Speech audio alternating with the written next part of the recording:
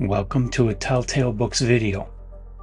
I'm Greg, and I'm going to continue the series I started a little while ago about Jack Vance, trying to dig into and read everything I can get my hands on written by Jack Vance and read them in order of publication. And my research showed that his first story was The World Thinker, published in August of 1945. I enjoyed reading that, and I did a video. If you want to check my backlist, at the end of the video, there should be a link into the Jack Vance playlist that I made. And you should be able to get to The World Thinker pretty easily and watch that video. This time, number 2 is called Planet of the Black Dust. Now, Planet of the Black Dust was published almost a whole year later in July of 1946 in the summer 1946 issue of Startling Stories, which I do not have, nor do I have the story in any other book. I read a PDF of that issue of Startling Stories that I found on archive.org. And it is just a short story. The World Thinker was, I think, just a novelette, but a long novelette. As I recall, it was a fairly long story, but not long enough. This one was a short story, and it was right for what it is.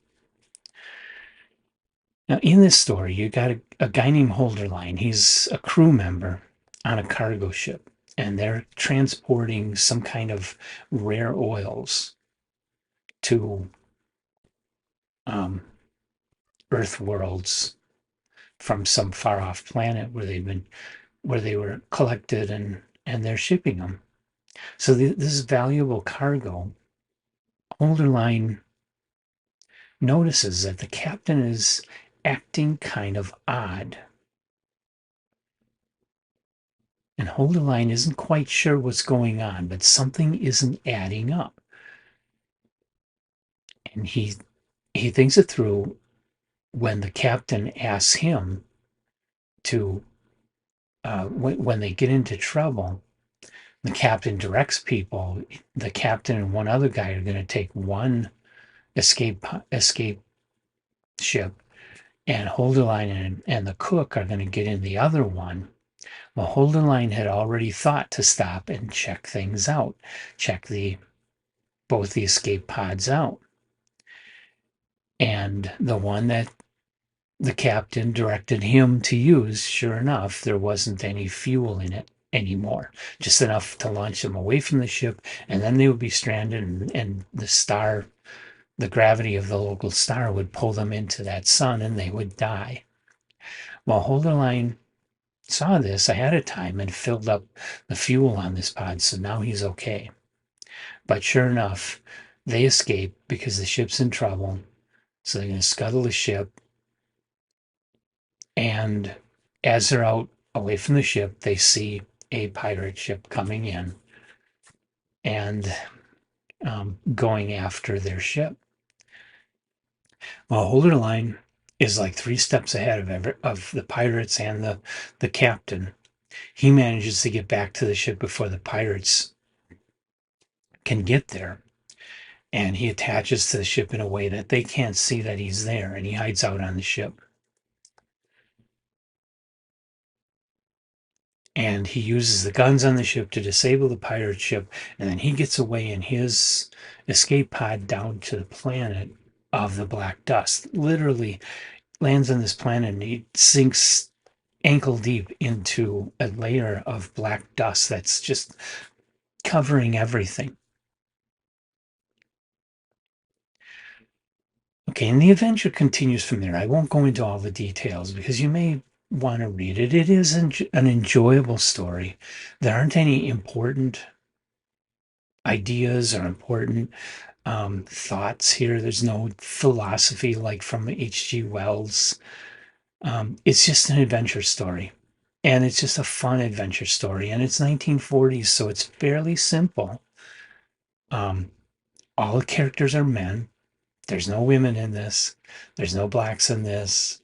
Okay. So Uh, if omission is a sin, then this story sins by omission of not having diversity. But it's 1946. People didn't think that way back then. So Jack Vance didn't think that way. I mean, he could have thrown in a damsel in distress, but he didn't. He didn't go that far.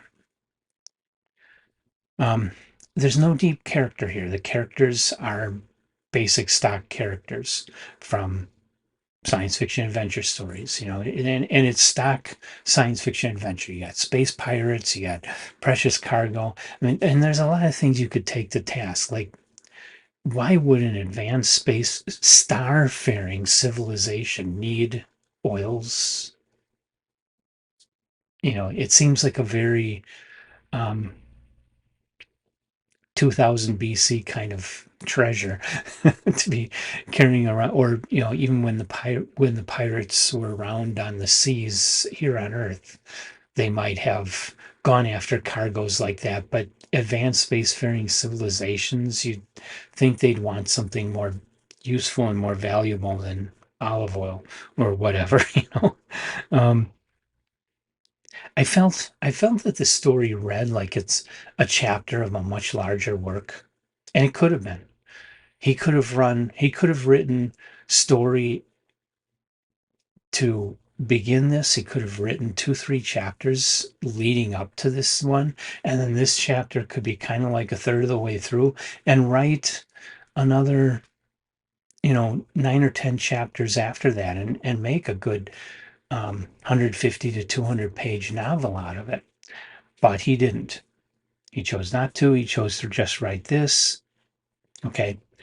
For what it is, it's fun. It's a nice read. It's classic old time space opera.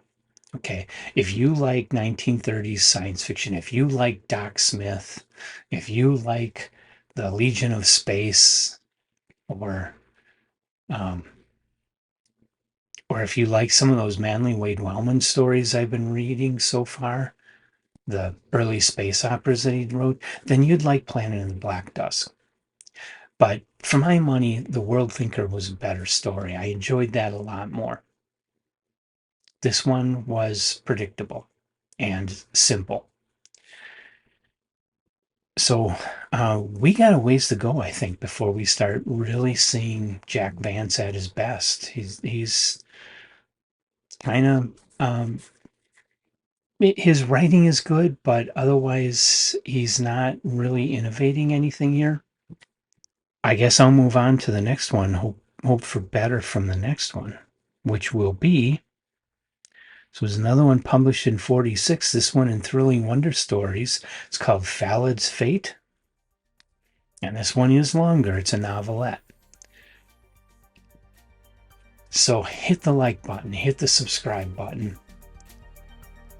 Leave comments. Have you read Planet of the Black Dust by Jack Vance?